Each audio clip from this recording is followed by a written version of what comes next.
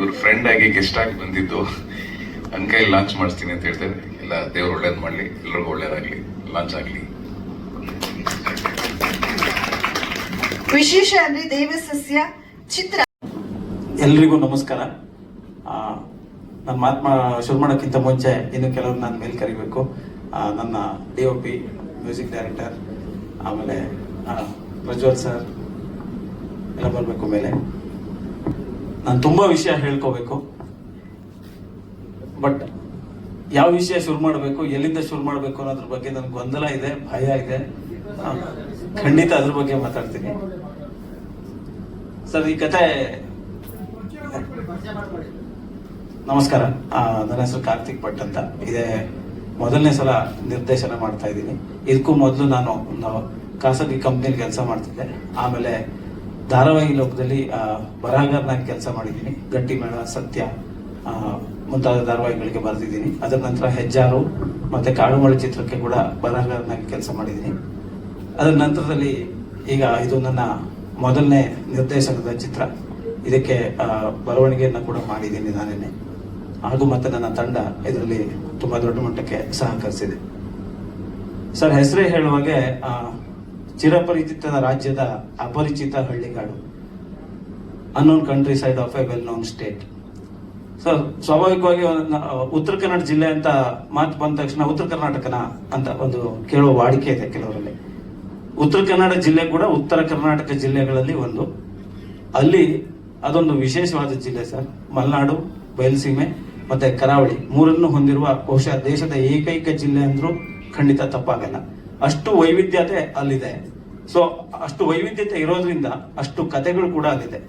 So ಅಂಥ ಒಂದು ಕಥೆಯನ್ನ ಆಯ್ಕೆ ಮಾಡ್ಕೊಂಡಿದ್ದು ತುಂಬಾ ವರ್ಷಗಳ ಹಿಂದೆ, ಆಲ್ಮೋಸ್ಟ್ 4 ವರ್ಷದ ಹಿಂದೆ ನಂಗೆ ಆ ಕತೆ ಎಳೆ ತಲೆಯಲ್ಲಿತ್ತು. ಅದಾದ ನಂತರದಲ್ಲಿ ಅದನ್ನ ಡೆವಲಪ್ ಮಾಡಕ್ಕೆ ಒಂದಷ್ಟು ಸಮಯ ಸಿಕ್ಕಿರ್ಲಿಲ್ಲ. ಅದನ್ನ ನಿಧಾನಕ್ಕೆ ಅದ್ರ ಜೊತೆ ಅದಾಗ್ತಾ ಇತ್ತು. ಆ ಸಂದರ್ಭದಲ್ಲಿ ನಾನು ಏನೇ ಮಾಡೋದಿದ್ರು, ಏನೇ ಕೇಳೋದಿದ್ರು, ನನ್ನ ಪರಮ ಪೂಜ್ಯ ಗುರುಗಳಾದ ಶ್ರೀ ಶ್ರೀ ರಾಮಾನಂದ ಅವಧೂತ ಸ್ವಾಮೀಜಿಗಳಲ್ಲಿ ಅದನ್ನ ಕೇಳ್ಕೊಂಡೇ ಶುರು ಮಾಡೋದು. ಆದ್ರೆ ಇದೊಂದು ವಿಚಾರವನ್ನ ಅವ್ರ ಹತ್ರ ಕೇಳ್ಕೊಳ್ಳೋದಕ್ಕೆ ನನಗಾಗ್ಲೇ ಇಲ್ಲ.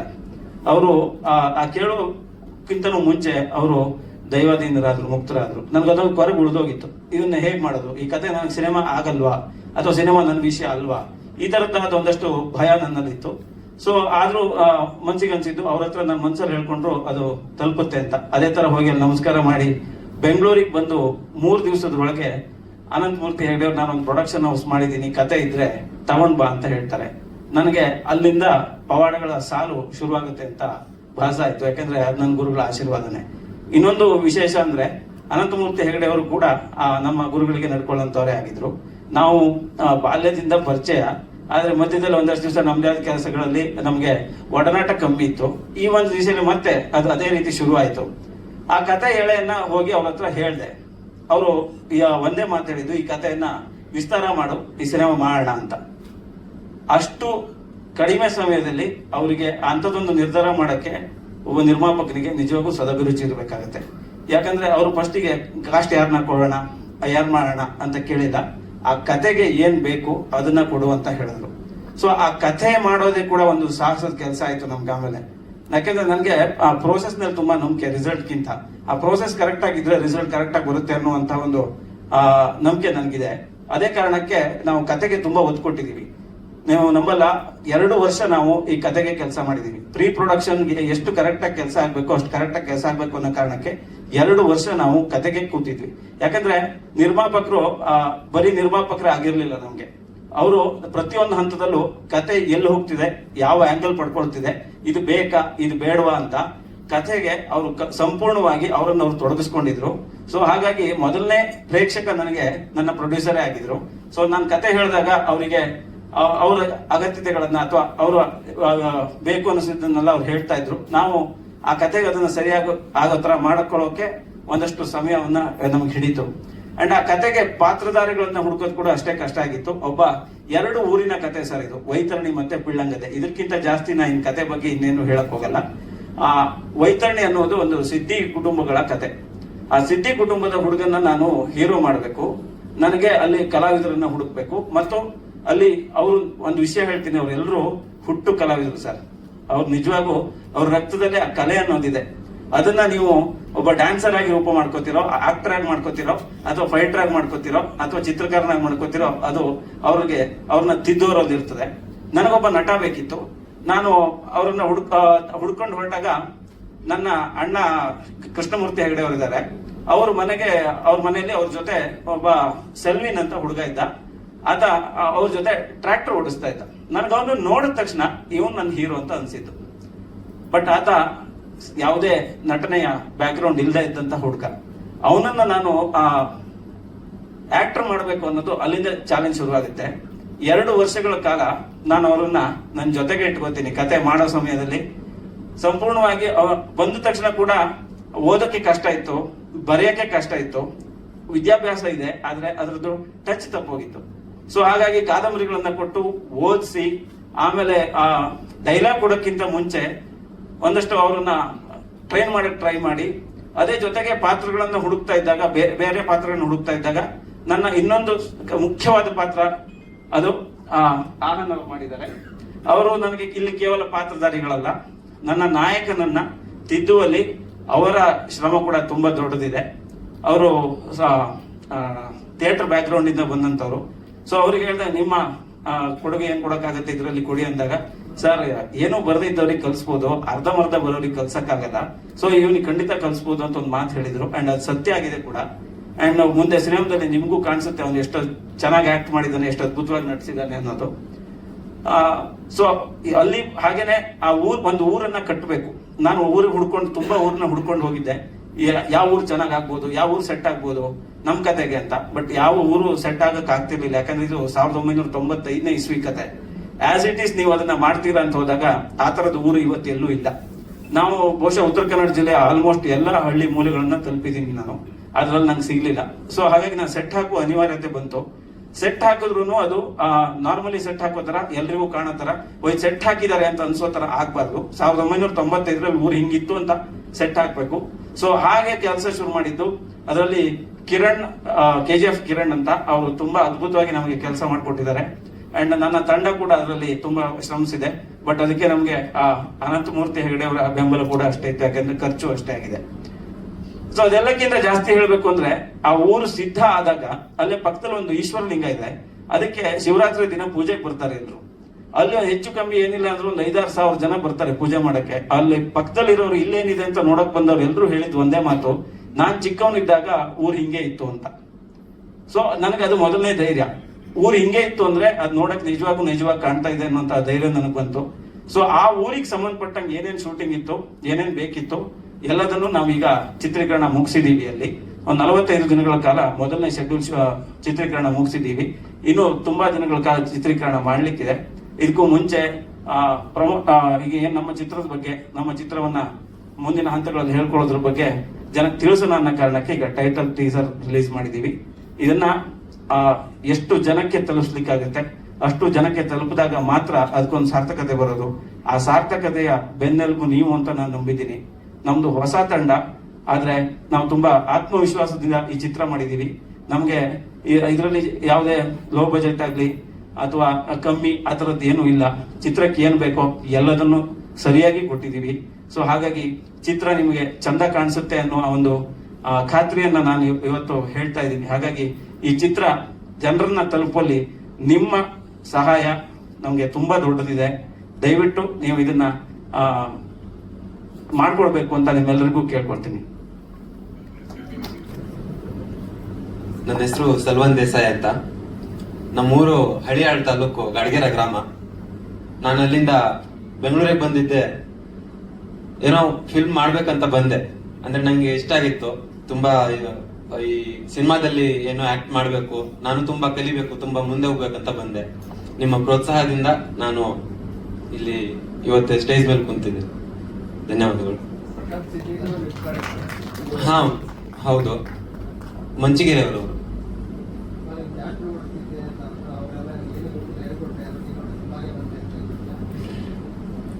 ಅಂದ್ರೆ ಸಿನಿಮಾ ಅಂದ್ರೆ ಅವ್ರು ನಾನು ಟ್ರ್ಯಾಕ್ಟರ್ ಓಡಿಸ್ತಿದ್ದೆ. ಸೊ ಅವರು ನಂಗೆ ಇದು ಸಿನಿಮಾ ಮಾಡ್ತಿದ್ದೆ ಅಂತ ಕೇಳಿದ್ರು.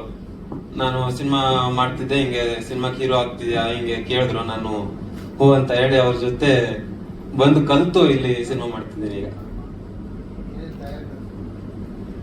ತಯಾರೇನಿಲ್ಲ. ನಮ್ಗೆ ಡೈರೆಕ್ಟ್ರು ಎಲ್ಲ ನಂಗೆ ಕಲಿಸಿ ಇಲ್ಲಿ ಇವತ್ತಿಗೆ ಇಲ್ಲಿ ಇದ್ದೀನಿ. ನಾನು ತುಂಬಾ ಕಲಿಬೇಕು, ತುಂಬಾ ಕಲಿತಾ ಇದ್ದೀನಿ ಈಗ.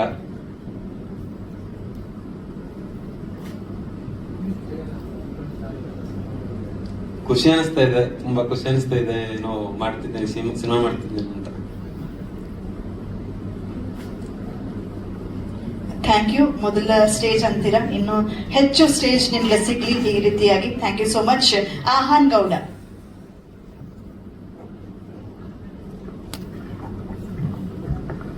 ಹಾಯ್, ಎಲ್ರಿಗೂ ನಮಸ್ಕಾರ. ನನ್ನ ಹೆಸರು ಆಹನ್.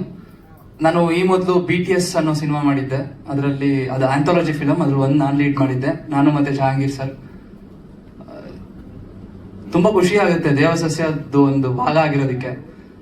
ನನಗೆ ಕಾರ್ತಿಕ್ ಸರ್ ಈ ಕತೆ ಎಲ್ಲ ಹೇಳಿದಾಗ ಆಲ್ಮೋಸ್ಟ್ 2 years ಜರ್ನಿ, 2 ವರ್ಷ ಇವ್ರ ಜೊತೆ ಜರ್ನಿ ಮಾಡ್ತಾ ಅವಾಗ ಹೋಗಿ ಕತೆ ಕೇಳಿ, ಆ 2 ವರ್ಷದಲ್ಲಿ ಮೊದಲನೇ ಸರಿ ನನ್ನ ಕತೆ ಕೇಳಿದ್ಕಿಂತ ಕೊನೆ ಸರಿ ತುಂಬಾ ಡಿಫ್ರೆನ್ಸ್ ಆಗಿತ್ತು. ಅಷ್ಟು ಡಿಸ್ಕಸ್ ಮಾಡಿ, ಅಷ್ಟು ಅದಕ್ಕೆ ಟೈಮ್ ಸ್ಪೆಂಡ್ ಮಾಡಿ ಅಷ್ಟು ಚೆನ್ನಾಗಿ ಮಾಡಿದ್ರು ಕತೆನ. ಆಲ್ಮೋಸ್ಟ್ 30 days ಕಂಪ್ಲೀಟ್ ಆಗಿದೆ ಶೂಟು. ತುಂಬಾ ಖುಷಿ ಆಗುತ್ತೆ. ನಾನು ಈ ದೇವಸಸ್ಯ ಅನ್ನೋ ಚಿತ್ರದಲ್ಲಿ ಕುರ್ಮುಷ್ಟ ಅನ್ನೋ ಕ್ಯಾರೆಕ್ಟರ್ ಮಾಡಿದ್ದೀನಿ. ಒಂದು ಗ್ರೇ ಕ್ಯಾರೆಕ್ಟರ್. ಇನ್ನು ಕ್ಯಾರೆಕ್ಟರ್ ಬಗ್ಗೆ ತುಂಬಾ ಹೇಳಬಾರ್ದು ಅಂತ ಹೇಳಿದ್ದಾರೆ, ಮುಂದೆ ನೀವೇ ನೋಡ್ಬೇಕಾಗತ್ತೆ. ಎಕ್ಸೈಟ್ಮೆಂಟ್ ಅಲ್ಲಿ ಏನೋ ಹೇಳ್ಬಿಡ್ತೀವಿ ಟಕ್ ಟಕ್ ಅಂತ. Thank you so much. Thank you. Grey character ಆಗಿದ್ರು ಕೂಡ ಕಲರ್ಫುಲ್ ಸಕ್ಸಸ್ ಸಿಗ್ಲಿ ಅಂತ ನಾವು ಆಶಿಸ್ತೇವೆ. Thank you so much. Bimbika, mike ನಿಮಗೆ ಬರುತ್ತೆ ಈಗ. ಎಲ್ಲರಿಗೂ ನಮಸ್ತೆ. ನನ್ನ ಹೆಸರು ಬಿಂಬಿಕಾ. ಸೊ ದೇವಸಸ್ಯ ನನಗೆ ಸಿಕ್ಕಿದ್ದು ಅದು ಆ್ಯಕ್ಚುಲಿ ಕಾರ್ತಿಕ್ ಸರ್ನೇ ಕೇಳಬೇಕು, ನನ್ನನ್ನು ಹೇಗೆ ಸೆಲೆಕ್ಟ್ ಮಾಡಿದ್ರಿ ಅಂತ. ಸೊ ಆ್ಯಕ್ಚುಲಿ ಅವ್ರ ಕತೆ ಹೇಳುವಾಗ ಆ ಕಥೆಯಲ್ಲಿ ನಾನು ಇರ್ತೀನಿ ಅಂತ ನನಗೆ ಶಾಕ್ ಆಗಿತ್ತು ಆ್ಯಕ್ಚುಲಿ. ಅಂದರೆ ಡಿಫ್ರೆಂಟ್ ಕ್ಯಾರೆಕ್ಟರ್, ನಾನು ಹೇಗಿದ್ದೀನೋ ರಿಯಲ್ ಕ್ಯಾರೆಕ್ಟರಲ್ಲಿ ಅದು ತುಂಬ ಡಿಫ್ರೆಂಟ್ ಆಗಿದೆ. ಬಟ್ ಕಾರ್ತಿಕ್ ಸರ್ ಹೇಳೋದಂದ್ರೆ ನಾನು ಏನಿದ್ದೀನೋ ಹಾಗೆ ಇದೆ, ನಿಮ್ದು ಕ್ಯಾರೆಕ್ಟರು ಹಾಗೆ ಇದೆ, ಜೋ ಎಲ್ಲ ಹಾಗೆ ಇದೆ ಅಂತ. ಸೊ ಗೊತ್ತಿಲ್ಲ ಎಷ್ಟು ಹೇಗೆ ಮಾಡಿದ್ದೀನಿ ಅಂತ. So thank you so much sir. Thank you. ನಂದು ಕ್ಯಾರೆಕ್ಟರ್ ಹೆಸರು Matangi. So I am the heroine.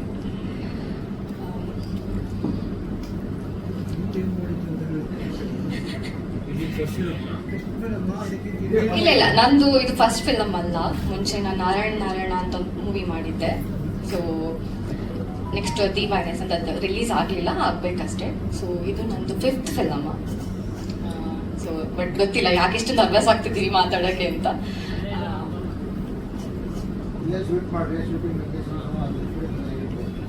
Shooting location ತುಂಬಾನೇ ಚೆನ್ನಾಗಿದೆ. ನನಗೆ ಬೆಸ್ಟ್ ಎಕ್ಸ್ಪೀರಿಯನ್ಸ್ ಅಂತ ಹೇಳಿದ್ರೆ ಶೂಟಿಂಗ್ಗೆ ಫಸ್ಟ್ ಹೋಗೋದು, ಆಮೇಲೆ ಅಲ್ಲಿ ಅದ್ರ ಪಕ್ಕ ಒಂದು ಹೊಳೆ ಇತ್ತು, ಅದು ತುಂಬಾನೇ ಚೆನ್ನಾಗಿತ್ತು.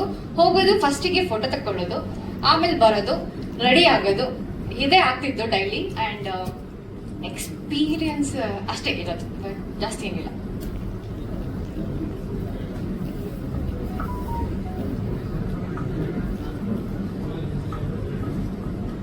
Thank you so much.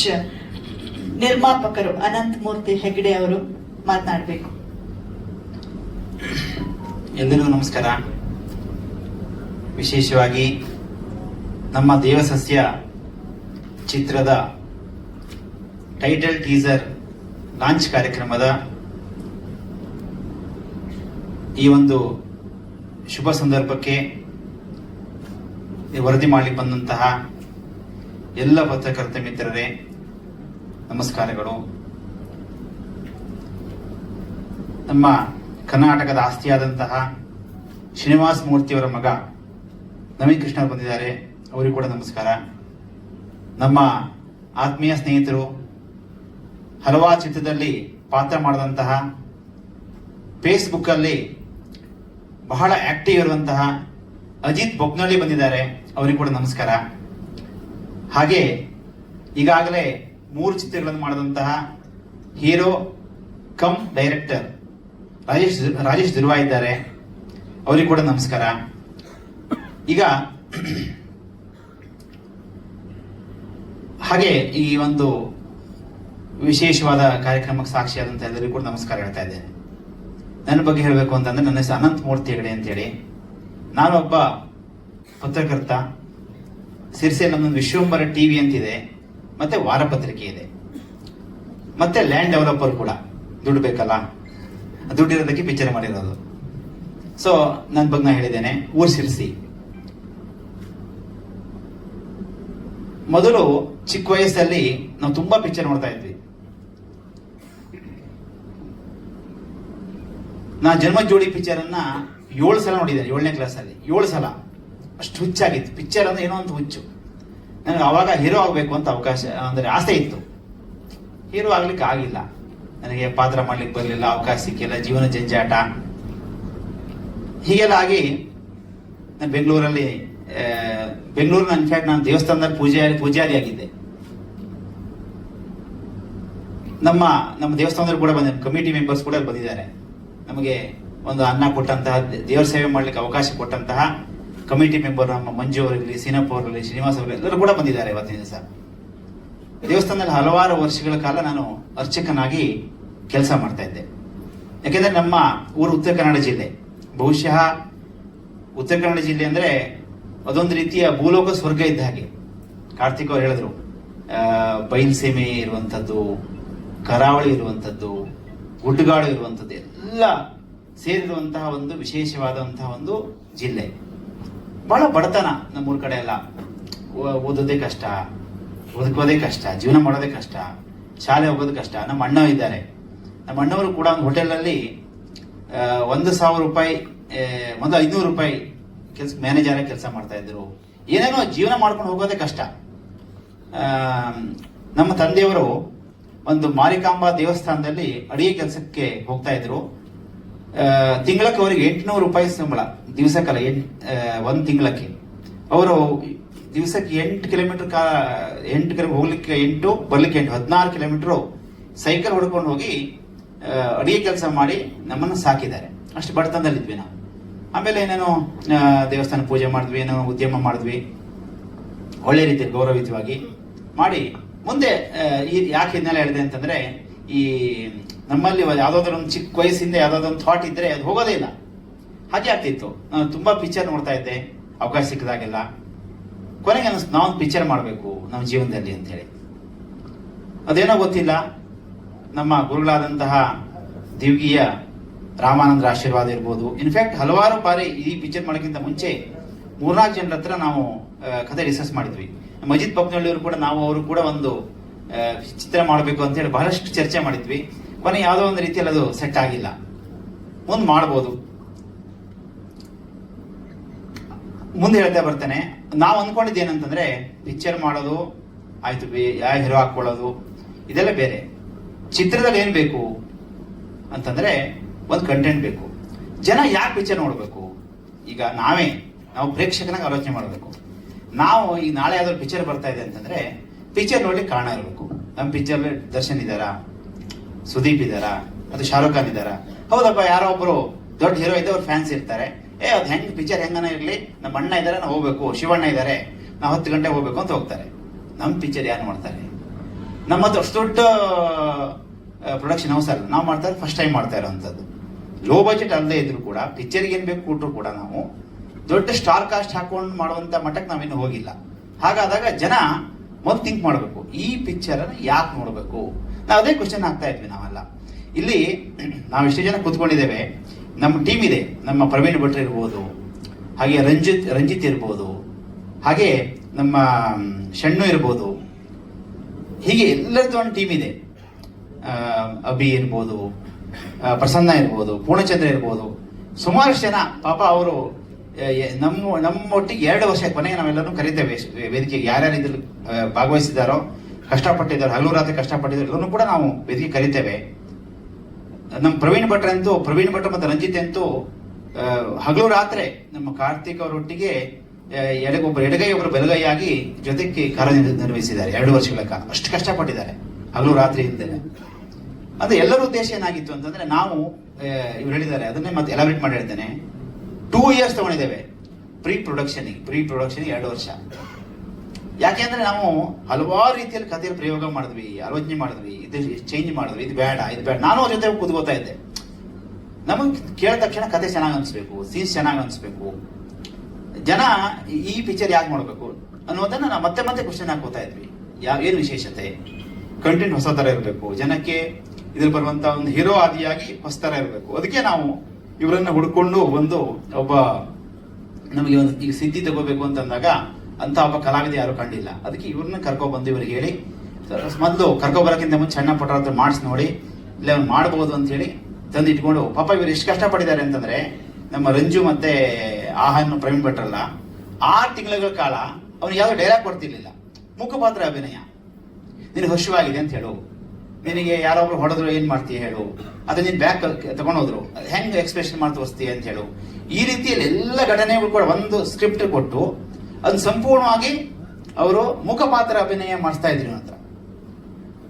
ಅಷ್ಟು ಅದ್ಭುತವಾಗಿ ಆ ಮುಖಪಾತ್ರ ಅಭಿನಯದಲ್ಲಿ ಅವ್ನು ಮಾಡಿದ್ದಕ್ಕೆ ಕಲೆ, ಅವನೇ ಒಂದು ಅದ್ಭುತ ಆಕ್ಟರ್ ಆಗಿ ಇವತ್ತಿನ ದಿವಸ ನಮ್ಮ ಪಿಕ್ಚರ್ ಅಲ್ಲಿ ಅವನು ಮಾಡ್ತಾ ಇದ್ದಾನೆ. ನಮಗೆ ಈ ಚಿತ್ರ ಏನು ದೇವಸಸ್ಯ ಅಂತೇನಿದೆ, ಇದ್ರ ಬಗ್ಗೆ ಹೆಚ್ಚಿನ ಹೇಳಲಿಕ್ಕೆ ಹೋಗೋದಿಲ್ಲ. ಹಲವಾರು ರೀತಿ ನೀವೇ ಆಲೋಚನೆ ಮಾಡಬಹುದು. ಇನ್ನೊಂದು ರೀತಿ ಹೇಳಬೇಕು ಅಂದ್ರೆ, ಇದನ್ನ ನಾನು ಹೇಳ್ತೇನೆ, ಅವ್ರ ಪರ್ಮಿಷನ್ ತಗೊಂಡಿಲ್ಲ. ವಿಶೇಷವಾದಂತ ಸಸ್ಯ, ಆಯ್ತಾ, ಆಸ್ ಕೂಡ ಸಂಜೀವಿನಿ. ನೀವು ಸಂಜೀವಿನಿ ಬೇಕಾ ಕಂಪೇರ್ ಮಾಡಬಹುದು. ಒಂದು ವಿಶೇಷವಾದ ಸಂಜೀವಿನಿ ಗಿಡ ಇದ್ರೆ ಹೇಗಿರುತ್ತೆ ಆ ರೀತಿ ಅಂದ್ಕೋಬಹುದು. ಅಂತ ಒಂದು ವಿಶೇಷವಾದಂತ ಗಿಡ, ಆ ಗಿಡನೇ ಇದರಲ್ಲಿ ಆಕ್ಚುಲಿ ಹೀರೋ. ಎಲ್ಲ ಉಳಿದ ಪಾತ್ರಧಾರಿಗಳಕ್ಕಿಂತ ಈ ಏನು ಆ ಗಿಡ ಇದೆ, ಈ ಪಿಕ್ಚರ್ ಕತೆ ಇದೆ, ಅದೇ ಒಂದು ವಿಶೇಷವಾದಂತ ಒಂದು ಚಿತ್ರದ ಕತೆ ಜೀವಾಳ ಅದು, ಆಯ್ತಾ. ಅಂತ ಒಂದು ಕಂಟೆಂಟ್ ಅಂದ್ರೆ ಅದು ನೋಡಿದಾಗ ಎಲ್ಲರಿಗೂ ಕೂಡ ಈ ಚಿತ್ರದಲ್ಲಿ ಇನ್ನು ಮುಂದುವರೆದು ಹೇಳ್ಬೇಕು ಅಂತಂದ್ರೆ, ಇದು ಒಂದು ನಮ್ಮ ಚಿತ್ರದ ಪ್ಲಸ್ ಪಾಯಿಂಟ್. ಒಬ್ಬ ಸಿದ್ಧಿ ಜನಾಂಗದ ಯುವಕ ಹಳ್ಳಿಯಿಂದ ಕರ್ಕೊಬಂದು ಅವರನ್ನ ಹೀರೋ ಮಾಡಿರುವಂತದ್ದು ಒಂದು ಅದ್ಭುತವಾದಂತಹ ಒಂದು ಪ್ಲಸ್ ಪಾಯಿಂಟ್. ಮತ್ತೆ ಆ ಹಳ್ಳಿಯ ಊರು, ಉತ್ತರ ಕನ್ನಡ ಜಿಲ್ಲೆಯ 30 ವರ್ಷ ಹಿಂದೆ ಇದ್ದಂತಹ ಒಂದು ಊರನ್ನ ನಾವು ಸೆಟ್ ಹಾಕಿ ತೋರಿಸಿರುವಂತದ್ದು ಸಂಪೂರ್ಣ ನ್ಯಾಚುರಲ್ ಆಗಿ. ತಾವಾಗ ಕೇಳ್ತಾ ಇದ್ರಿ ಒಂದು ಕೆಟ್ಟ ಮಾತಿದೆಯಲ್ಲ ಅಂತ ಹೇಳಿ, ಆ ಒಂದು ಪಾತ್ರಕ್ಕೆ ಬೇಕಾಗತ್ತೆ. ಈ ನೀವು ತಮ್ಗೆ ಗೊತ್ತಿದೆ, ತಾವು ಹಳ್ಳಿ ನೋಡಿರ್ತೀರಿ. ನೀವು ಹಳ್ಳಿಗಳ ಕಡೆ ಎಲ್ಲ ಹೋದ್ರೆ ಈ ಭಾಷೆಗಳೆಲ್ಲ ಮಾಮೂಲಿ. ಅದು ಹಳ್ಳಿಗಳ ಕಡೆ ಮಾತಾಡ್ಬೇಕಾದ್ರೆ ಅಥವಾ ಸ್ಲಮ್ಗಳಲ್ಲಿ ಮಾತಾಡ್ಬೇಕಾಗಿರ್ಲಿ ಅಥವಾ ಇಲ್ಲಿ ಮಾತಾಡ್ಬೇಕಾಗಿರ್ಲಿ, ಶಬ್ದಗಳು ನಾರ್ಮಲ್ ಆಗಿ ಬರುತ್ತೆ. ನೀವು ಅಷ್ಟೊಂದು ತುಂಬಾ ಗೌರವಯುತವಾಗಿ ಮಾತಾಡ್ತಾ ಇದ್ರೆ ಅದಕ್ಕೆ ನೀವು ರಿಯಾಲಿಟಿ ಬರೋದೇ ಇಲ್ಲ, ಅದು ಆಗೋದೇ ಇಲ್ಲ. ಶಬ್ದಗಳು ಬಂದೇ ಬರುತ್ತೆ. ಈ ಬೆಂಗಳೂರಲ್ಲೂ ಕೂಡ ನೀವು ಸ್ಲಮ್ ಏರಿಯಾಗಳಲ್ಲಿ ಹೋದ್ರೆ ಶಬ್ದಗಳು ಹೆಂಗ್ ಬರ್ತದೆ ಅಂತ ವೇದಿಕೆ ಮೇಲೆ ಹೇಳಿಕಾಗುತ್ತೆ, ನೀವೇ ಸೆನ್ಸರ್ ಮಾಡ್ಬಿಡ್ತೀರಿ, ಹೇಳಿಕ್ಕಾಗಲ್ಲ. ಆ ರೀತಿಯಲ್ಲಿ ನಾವು ನ್ಯಾಚುರಲ್ ಆಗಿ ಬರಬೇಕು ಅನ್ನೋ ಉದ್ದೇಶಕ್ಕೆ ಹಾಕಿರೋದೇ ವಿನಃ ಮತ್ತೆ ಬೇರೆ ಉದ್ದೇಶ ಏನಿಲ್ಲ. ಸೊ ಆ ರೀತಿ ನಮ್ಮ ಕಾನ್ಫಿಡೆನ್ಸ್ ಹೆಂಗಿದೆ ಅಂತಂದ್ರೆ, ಇದರಲ್ಲಿ ಪ್ರಮುಖವಾಗಿ ಇನ್ನೊಂದು ವಿಷಯ ಹೇಳಬೇಕು. ಪ್ರಕಾಶ್ ಬೆಳವಾಡಿಯವರು ಕೂಡ ಒಂದು ಪ್ರಮುಖ ಪಾತ್ರವನ್ನು ಮಾಡಿದ್ದಾರೆ. ಅವ್ರದ್ದು ಒಂದು ಭಾಗ ಅವ್ರದ್ದು ಶೂಟಿಂಗ್ ಆಗಿದೆ, ಇನ್ನು ನೆಕ್ಸ್ಟ್ ಶೆಡ್ಯೂಲ್ ಇದೆ. ಪ್ರಕಾಶ್ ಬೆಳವಾಡಿಯವರು ಕೂಡ ಪ್ರಮುಖವಾದ ಪಾತ್ರ ನಿರ್ವಹಿಸಿದ್ದಾರೆ. ಮತ್ತೆ ನಮ್ಮ ಈ ಸಬ್ಜೆಕ್ಟ್ ಏನಿದೆ, ದೇವಸಸ್ಯ ಅಂತ ಏನ್ ಸಬ್ಜೆಕ್ಟ್ ಇದೆ, ಇದು ಎಲ್ಲ ಭಾಷೆಯಲ್ಲೂ ಕೂಡ ಕನೆಕ್ಟ್ ಆಗತ್ತೆ. ಈಗ ಟ್ರೈಬಲ್ಸ್, ಸಿದ್ಧಿಗಳಂದೇನು, ಅವರು ಟ್ರೈಬಲ್ಸ್, ಹೌದಾ? ಟ್ರೈಬಲ್ಸ್ ಎಲ್ಲ ಕಡೆ ಇದ್ದಾರೆ. ಆಂಧ್ರದಲ್ಲಿದ್ದಾರೆ, ಈಗ ಪಶ್ಚಿಮ ಬಂಗಾಳದಲ್ಲಿದ್ದಾರೆ, ಮರಾಠಿ ಮಹಾರಾಷ್ಟ್ರದಲ್ಲಿದ್ದಾರೆ, ತಮಿಳುನಾಡಲ್ಲಿದ್ದಾರೆ, ಟ್ರೈಬಲ್ಸ್ ಇದ್ದಾರೆ. ಹೀಗೆ ಎಲ್ಲ ಭಾಷೆನೂ ಕೂಡ ಕನೆಕ್ಟ್ ಆಗುತ್ತೆ. ಇವನ್ ಫಾರಿನ್ ಅಂತಂದ್ರೆ ನೀವು ಆಫ್ರಿಕನ್ ಕಂಟ್ರಿ, ಅಮೆರಿಕನ್ ಕಂಟ್ರಿಗಳು ಕೂಡ ಅಮೆರಿಕದಲ್ಲಿ ಮೂಲ ನಿವಾಸಿಗಳ ಸಿದ್ಧಿಗಳು, ಮೀನ್ಸ್ ಆಫ್ರಿಕನ್ಸ್. ಇದು ನಮ್ಮ ಸಬ್ಜೆಕ್ಟ್ ಅನ್ನುವಂಥದ್ದು ಯೂನಿವರ್ಸಲ್ ಸಬ್ಜೆಕ್ಟ್ ಇದು, ಆಯ್ತಾ. ಮತ್ತೆ ಈ ಟ್ರೈಬಲ್ಸ್ ಇರುವಂತದ್ದು ಕೂಡ ಒಂದು ಅಟ್ರಾಕ್ಟಿವ್ ಪಾಯಿಂಟ್ ಇದು, ಆ ಕತೆ. ಮತ್ತೆ ಸಸ್ಯದ ಒಂದು ಕಾಡಲ್ಲಿರುವಂತಹ ಒಂದು ಸಸ್ಯದ ಕುರಿತು ನಾವು ಮಾಡಿದಂತ ಒಂದು ಕಂಟೆಂಟ್ ಆದ್ರಿಂದ ಇದು ಅದ್ಭುತವಾದಂತಹ ಒಂದು ಎಲ್ಲ ಲ್ಯಾಂಗ್ವೇಜ್ ಅಲ್ಲೂ ಕೂಡ ಜನ ಇಷ್ಟಪಡುವಂತಹ, ಎಲ್ಲ ಕಡೆ ಕನೆಕ್ಟ್ ಆಗುವಂತಹ ವಿಷಯ ಆಗಿದೆ ಅಂತ ಹೇಳಿ ನಮ್ಗೆ ಅನಿಸ್ತು. ನಮಗೆ 100% ಕಾನ್ಫಿಡೆನ್ಸ್ ಇದೆ. ಯಾಕೆಂದ್ರೆ ನಾನು ಪ್ರತಿಯೊಂದು ಸೀನನ್ನು ಕೂಡ ನಾವು ಕೂಡ ಜೊತೆ ಕೂತ್ಕೊಂಡು ನಮ್ಮೊಂದು ಟೀಮ್ ಮಾಡ್ಕೊಂಡು ನಾವು ಎಲ್ಲರಿಗೂ ಕೂಡ ತೋರಿಸ್ತಾ ಇದ್ವಿ. ಮಾಡಬೇಕಾದ್ರೆ ಒಬ್ಬ ರಿಕ್ಷಾ ಡ್ರೈವರ್ ತೋರಿಸ್ತಾ ಇದ್ವಿ, ನಾವು ಸೀನ್ ಬರ್ಕೊಂಡಾಗ ಒಬ್ಬ ಕೂಲಿಕಾರನ ಕೇಳ್ತಾ ಇದ್ವಿ, ಒಬ್ಬ ಗಾವಡಿ ಕೆಲಸ ಅವನನ್ನು ಕೂಡ ಕರ್ಕೊಂಡು ಕೂರಿಸ್ತಾ ಇದ್ವಿ. ಎಲ್ಲರನ್ನು ಕೂರಿಸ್ಕೊಂಡು ನಾವು ಹೇಗೆ ಕಾಣುತ್ತೆ ಅಂತ ಹೇಳಿ ಹೀಗೆಲ್ಲವೂ ಕೂಡ. ಮತ್ತೆ ನಮ್ಮಲ್ಲಿ ಸಾಂಗ್ ಇದೆ, ಫೈಟ್ ಇದೆ, ಆಯ್ತಾ, ಹಳ್ಳಿ ಸೊಗಡಿದೆ. ಇದು ಪಕ್ಕ ಒಂದು ಮಾಸ್ ಪಿಕ್ಚರ್ ಆಗೋದ್ರಲ್ಲಿ ಯಾವುದೇ ರೀತಿಯ ಸಂಶಯ ಇಲ್ಲ. ಮತ್ತೆ ನನಗೆ 100% ವಿಶ್ವಾಸ ಇದೆ. ನಮ್ಮ ಚಿತ್ರ ಏನಿದೆ, ಈ ಚಿತ್ರದ ಸಾಂಗ್ ಎಲ್ಲರೂ ಕೂಡ ಕರೆಕ್ಟಾಗಿ ನೀವು ನೆನಪಿಟ್ಕೊಳ್ಳಿ. ಗಣೇಶನ ಹಬ್ಬದಲ್ಲಿ ನಾವು ಸಾಂಗ್ ನೆಕ್ಸ್ಟ್ ಬಿಡ್ತಾ ಹೋಗ್ತೇವೆ. ಬಹುತೇಕ ಡಿಜೆಗಳಲ್ಲಿ ನಮ್ಮ ಸಾಂಗ್ ಇರುತ್ತೆ. ಅದರಲ್ಲಿ ನಮ್ದು 6 song 3 song full dance step ಇರುವಂತ ಸಾಂಗು. ಅದು ಗಣೇಶನ ಹಬ್ಬದಲ್ಲಿ ಈ ಸಲ ಗಣೇಶನ ಹಬ್ಬಕ್ಕೆ ನಮ್ದೇ ಸಾಂಗು. ಈ ಹೆಂಗ್ ಕೆಂಚಾಲೋ ಮಂಚಾಲೋ ಅಲ್ಲ ಅಷ್ಟು ಓಲ್ಡ್ ಸಾಂಗ್ ಗಳೆಲ್ಲ ಹಾಕೊಂಡು ಡ್ಯಾನ್ಸ್ ಮಾಡ್ತಾರೋ ಅದೇ ರೀತಿಯಲ್ಲಿ ನಮ್ದು ಈ ಸಲ ಸಾಂಗ್ ಇರುತ್ತೆ. ನೀವು ಫಿಕ್ಸ್ ಆಗ್ಲಿಕ್ಕೆ ಅಡಿಲ್ಲ. ಒಂದು ಮತ್ತೆ ನಮ್ಮ ಚಿತ್ರ ನಮ್ಮ ದೇಶಾದ್ಯಂತ ಹೊಸ ಟ್ರೆಂಡ್ ಸೃಷ್ಟಿ ಮಾಡುತ್ತೆ. ಇದಾದ್ಮೇಲೆ ಹಲವಾರು ಸಸ್ಯಗಳ ಕುರಿತ ಪಿಕ್ಚರ್ ಕೂಡ ಬರುತ್ತೆ ಅಂತ ಹೇಳಿ ಅನ್ಸುತ್ತೆ. ಅಷ್ಟು ಕಾನ್ಫಿಡೆನ್ಸ್ ನಮಗಿದೆ. ಸರ್, ನಾನು ಅದೇ ಹೇಳ್ಬೇಕಂತಿದ್ದೆ, ನೀವೇ ಹೇಳ್ಬಿಟ್ರಿ. 20 ಸೆಕೆಂಡ್ ಮಾತಾಡಿದ್ರಿ ಅಂತ ಕಂಪ್ಲೇಂಟ್ ಮಾಡ್ತೀರಿ. ಇವಾಗ ಇವ್ರು 20 ನಿಮಿಷ ಮಾತಾಡಿದ್ರೆ ಕಾಂಪ್ಲಿಮೆಂಟ್ ಕೊಡ್ಬೇಕು ನೀವು. Thank you so much. ಈ ಸಿನಿಮಾವನ್ನ ಪ್ರೋತ್ಸಾಹಿಸೋದಕ್ಕೆ ಬಂದಿರತಕ್ಕಂತಹ ಬಹುಮುಖ ಪ್ರತಿಭೆ ನಮ್ಮ ಸ್ಯಾಂಡಲ್ವುಡ್ ನ ನವೀನ್ ಕೃಷ್ಣ ಅವರು. ಸರ್, ಟೀಸರ್ ನೋಡಿದ್ರಿ, ನೀವೇನ್ ಹೇಳ್ತೀರಾ? ಎಲ್ರಿಗೂ ನಮಸ್ಕಾರ. ಮೊದಲನೇದಾಗಿ ನಿರ್ಮಾಪಕರ ಕಾನ್ಫಿಡೆನ್ಸ್ ನನಗೆ ಬಹಳ ಇಷ್ಟ ಆಯಿತು. ಯಾಕೆಂದ್ರೆ ಈ ತರದ ಒಂದು ಕಂಟೆಂಟ್ ನ ಒಪ್ಕೊಳ್ಳೋದೇ ಕಷ್ಟ. ಇದನ್ನ ಅವ್ರು ಹೇಗೆ ಹೇಳಿ ಇವ್ರಿಗೆ ಒಪ್ಸಿದ್ರು ಅನ್ನೋದು ನಮಗೆ ಒಂದು ಪ್ರಶ್ನೆ ಕಾಡ್ತಾ ಇದೆ. ಅಂದ್ರೆ ಇಂಥ ಒಂದು ಕಂಟೆಂಟ್ ನ ಅವ್ರು ಒಪ್ಕೊಂಡಿದ್ದಾರೆ ಅಂದ್ರೇನೆ ಅವರಲ್ಲಿ ಸಿನಿಮಾಸಕ್ತಿ ಮತ್ತು ಸಿನಿಮಾ ಅಭಿರುಚಿ ಯಾವ ರೀತಿ ಇದೆ ಅಂತ ನಾವು ಊಹಿಸಬಹುದು. ಅಂಡ್ ಕಾರ್ತಿಕ್ ಅವರು ನಾನು ನಿರ್ದೇಶನ ಮಾಡಿದಂತ ರಾಧಾ ಕಲ್ಯಾಣ ಧಾರಾವಾಹಿಗೆ ಸಂಭಾಷಣೆ ಬರೀತಾ ಇದ್ರು. ಅವರ ಬರವಣಿಗೆಯಲ್ಲಿದ್ದ ಗತ್ತು ಗಮ್ಮತ್ತು ಗೊತ್ತಿತ್ತು. ಆದ್ರೆ ಒಬ್ಬ ವಿಷುವಲ್ ಕ್ರಿಯೇಟರ್ ಆಗಿ ಈ ರೀತಿ ಒಂದು ವಿಷುವಲ್ಸ್ ನ ಅವ್ರು ನಮಗೆ ತೋರಿಸ್ತಾರೆ ಅಂತ ನಾನು ಖಂಡಿತವಾಗ್ಲೂ ಊಹೆ ಮಾಡಿರ್ಲಿಲ್ಲ. ಹೊಸ ಸಿನಿಮಾ ಮಾಡ್ತಾ ಇದ್ದೀನಿ ಅಂತ ಅವರು ನಾವು ಹೆಜ್ಜಾರು ಒಟ್ಟಿಗೆ ಆಕ್ಟ್ ಮಾಡಿದ್ವಿ. ಅವಾಗ ಹೇಳಿದಾಗ ಎಲ್ಲರ ತರನೇ ನಾನು ಯಾರು ಹೀರೋ ಅಂತ ಕೇಳಿದೆ. ಅವರು ಹೀರೋ ಇಲ್ಲ ಸರ್ ಅಂದ್ರು. ಹೀರೋ ಇಲ್ವಾ ಅಂದ್ರೆ ಕಥೆನೇ ಹೀರೋ ಅಂದ್ರು. ಓಹೋ, ಅಂದ್ರೆ ಅವರಲ್ಲಿ ಆ ಕಥೆಯ ಬಗ್ಗೆ ಅಂಡ್ ಹೊಸ ತರದಲ್ಲಿ ಏನಾದ್ರೂ ಜನಗಳಿಗೆ ಕೊಡಬೇಕು, ತಮ್ಮನ್ನ ತಾವು ಒಬ್ಬ ಸಂಭಾಷಣೆಕಾರನಾಗಿ ಹೇಗೆ ಗುರುತಿಸ್ಕೊಂಡಿದ್ದಾರೋ ಅಷ್ಟೇ ಒಂದು ಪ್ರಭಾವಿ ನಿರ್ದೇಶಕರಾಗಿ ಗುರುತಿಸ್ಕೋಬೇಕು ಅನ್ನೋ ಒಂದು ಹುಮ್ಮಸ್ಸು ಅಂಡ್ ಅವರಲ್ಲಿರುವಂತಹ ಒಂದು ಟ್ಯಾಲೆಂಟು ಅದು ನನಗೆ ಕಾಣಿಸ್ತು. ಅದು ಇವತ್ತು ಪ್ರೂವ್ ಆಯ್ತು. ಯಾಕಂದ್ರೆ ನಿಜವಾಗ್ಲೂ ನಾವು ಈ ಕಂಪೇರ್ ಮಾಡಬಾರ್ದು. ಅಪಕ್ಯಾಲಿಪ್ಟೋ ಅಂತೆಲ್ಲ ಸಿನಿಮಾಗಳು ನೋಡಿದಾಗ ನಮ್ಮಲ್ಲಿ ಈ ತರ ಬರಲ್ವಾ ಅನ್ನೋ ಒಂದು ಪ್ರಶ್ನೆಗಳು ಕಾಡ್ತಾ ಇರುತ್ತೆ. ಇವತ್ತು ಈ ಒಂದು ಟೀಸರ್ ನೋಡಿದ್ಮೇಲೆ ಖಂಡಿತವಾಗ್ಲೂ ಆ ಒಂದು ಏನೋ ಸ್ಟೇಜ್ ನ ರೀಚ್ ಮಾಡುವ ಕೆಪಾಸಿಟಿ ಇದೆ ಈ ಸಿನಿಮಾಗೆ ಅಂತ ನನಗೆ ಅನ್ನಿಸ್ತಾ ಇದೆ. ಅಷ್ಟೇ ದೊಡ್ಡ ಮಟ್ಟಿಗೆ ಇವರು ಇಷ್ಟು ವಿಶ್ವಾಸವಾಗಿ ಇದ್ದಾರೋ ಅವರ ವಿಶ್ವಾಸಕ್ಕೆ ಅನುಗುಣವಾಗಿ ನಮ್ಮ ಜನತೆ ನೋಡಿ ಅಕ್ಕಪಕ್ಕದ ಎಲ್ಲಾ ಭಾಷೆಯಲ್ಲೂ ರಿಲೀಸ್ ಆಗ್ತಾ ಇದೆ. ಅವರೆಲ್ಲರೂ ನೋಡಿ ಇಡೀ ದೇಶದಾದ್ಯಂತ ಪ್ರಪಂಚದಾದ್ಯಂತ ಇದು ತುಂಬಾ ದೊಡ್ಡ ಮಟ್ಟದಲ್ಲಿ ಹೆಸರು ಮಾಡಲಿ ಅಂತ ನಾನು ಮನಸ್ಫೂರ್ತಿಯಾಗಿ ಹಾರೈಸ್ತೀನಿ. ಇದರಲ್ಲಿ ಕೆಲಸ ಮಾಡಿರುವಂತಹ ನಾಯಕರಿಗೆ, ಎಲ್ಲ ಕಲಾವಿದರು, ತಂತ್ರಜ್ಞರಿಗೆ, ಇದರ ಹಿಂದೆ ಇದು 2-3 ಶಾಟ್ ಆಗಿರಬಹುದು, ಆದ್ರೆ ಅದರ ಹಿಂದಿನ ಶ್ರಮ ಪ್ರತಿಯೊಂದು ಶಾಟ್ ಅಲ್ಲೂ ಒಂದು ಸಣ್ಣ ಲೆಗ್ ನೀರಲ್ಲಿ ಇಡುವಂತ ಶಾಟ್ ಅಲ್ಲೂ ಅವ್ರಿಗೆ ಅದನ್ನ ಎಷ್ಟು ಅದು ಇಂಪ್ಯಾಕ್ಟ್ ಕ್ರಿಯೇಟ್ ಆಗ್ಬೇಕು ಅನ್ನೋ ರೀತಿಯಲ್ಲಿ ಅವ್ರು ಮಾಡಿದ್ದಾರೆ ಅಂದ್ರೆ ಅದ್ರ ಹಿಂದೆ ಎಷ್ಟು ಶ್ರಮ ಇದೆ ಅಂತ ಗೊತ್ತಾಗುತ್ತೆ. ಬರೀ ಒಂದು ಟೀಸರ್ ಅಲ್ಲೇ ಇಷ್ಟು ರೈನ್ ಎಫೆಕ್ಟ್ ಆಗ್ಲಿ, ಇನ್ನೊಂದು ಮತ್ತೊಂದು ಆ ಲೊಕೇಶನ್ ಅದನ್ನ ತೋರಿಸಿ ಆ ಲೊಕೇಶನ್ ಹುಡುಕಿರುವ ರೀತಿ ಎಲ್ಲದರ ಹಿಂದೆಯೂ ಶ್ರಮ ಎದ್ದು ಕಾಣ್ತಾ ಇದೆ. ಆ ಶ್ರಮಕ್ಕೆ ತಕ್ಕ ಪ್ರತಿಫಲ ಸಿಗ್ಲಿ ಅಂತ ನಾನು ಮನಸ್ಫೂರ್ತಿಯಾಗಿ ಹಾರೈಸ್ತೀನಿ. ದೇವರು, ಇವರು ನಂಬಿರುವಂತಹ ಅವಧೂತ ಸ್ವಾಮೀಜಿಗಳು ಎಲ್ಲರೂ ಇವರಿಗೆ ಬಹಳಷ್ಟು ಒಳ್ಳೇದು ಮಾಡಲಿ ಅಂತ ನಾನು ಮನಸ್ಫೂರ್ತಿಯಾಗಿ ಹಾರೈಸ್ತೀನಿ. ನಮಸ್ಕಾರ. Thank you sir.